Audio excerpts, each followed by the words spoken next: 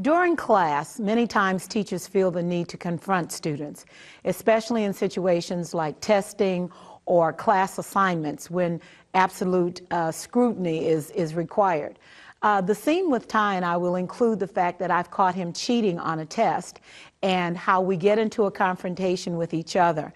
In confrontational situations with a student, it is almost impossible for the teacher to win, either to win the student over to her side or to get the student to see his or her side. So that is what we're going to demonstrate right now.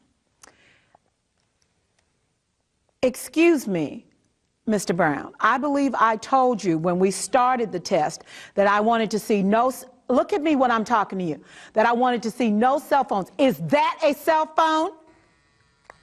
What'd it look like? Oh, no, you are not going to talk back to me. I said no cell phones. You got that cell phone out. And are you texting on that cell phone? Are those answers to my exam on your cell phone? Yeah. That's all you have to say? Well, last time I checked, I only had one mother, so excuse me. I'm glad I'm not your mother. As a matter of fact, your mother ought to be very upset with you right now. Do you know that you need my class to get out of this high school? I don't care if I need your class or not. Listen, young man, do you know I am your teacher? You are the student, I am the teacher. You seem to forget that every day, not just on this test. As a matter of fact, I think I caught you cheating on the last test, didn't I? Whatever, Miss Rita. Look, don't misread me. My name is Mrs. Pearson. You have that thing, too, about calling me by my first name. That's going to stop, too, mister. You know what? Just get out. Just get out of my classroom, and you're failing this test. Do you have that? Do you have it? Whatever. That situation did not warrant a win on either side. He fails the test, and I don't have any more respect from this student than I had when we started.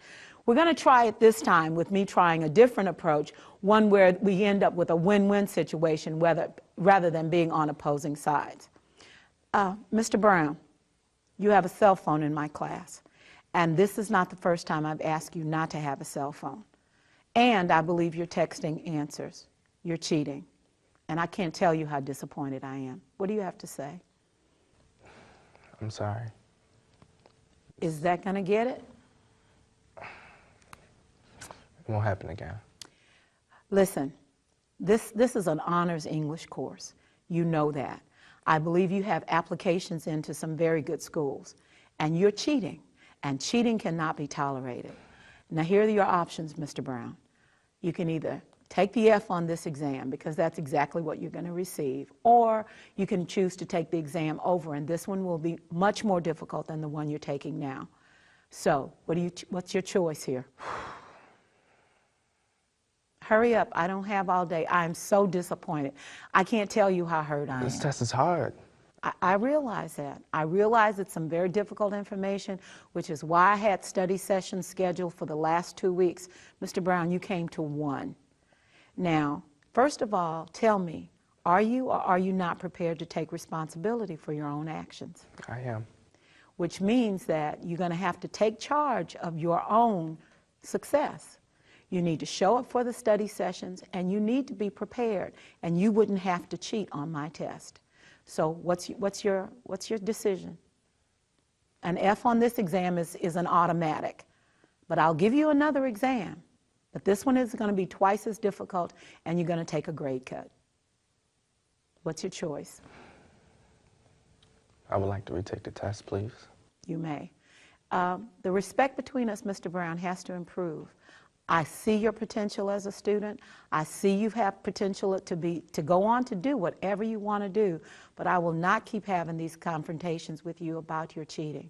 We've got to get a handle on this. If you need me, I'm here for morning and afternoon sessions, and whatever you need to do, I'm here for you. But I will not allow you to be a cheater, and I will not allow integrity to be broached on my exam. Does that make sense to you? Yes. Is that fair? Yes. I think so. Thank you, Mr. Brown. In that situation, the student has the option of either failing the course. Failing the exam was not negotiable, but he was going to have to take a grade cut on the next one. Sometimes we back kids into corners and they have no way out. In this one, he takes the grade cut, he gets the F on the exam, but I allow him to redeem himself by taking the exam again. That in some situations is not acceptable, but what is first and foremost is that the student be treated with dignity, even in spite of the fact that he's had a serious breach of conduct here. Mr. Brown, how did you feel when I screamed at you? I felt like I didn't have any other choice but to come back at you. Okay. So you coming off strong, it makes me feel like I have to do the same towards you. And I tried to make you feel bad. I told you that you hurt my feelings by cheating on my test. How did that impact you? It made me feel bad. It really made me feel bad. Because you thought I made you feel bad. Yes.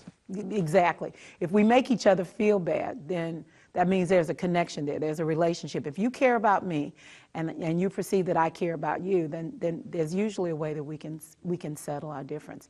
But you did have to pay. The consequence is the same. You do get a consequence because you cheated, but the outcome is totally different when we don't get into a showdown situation.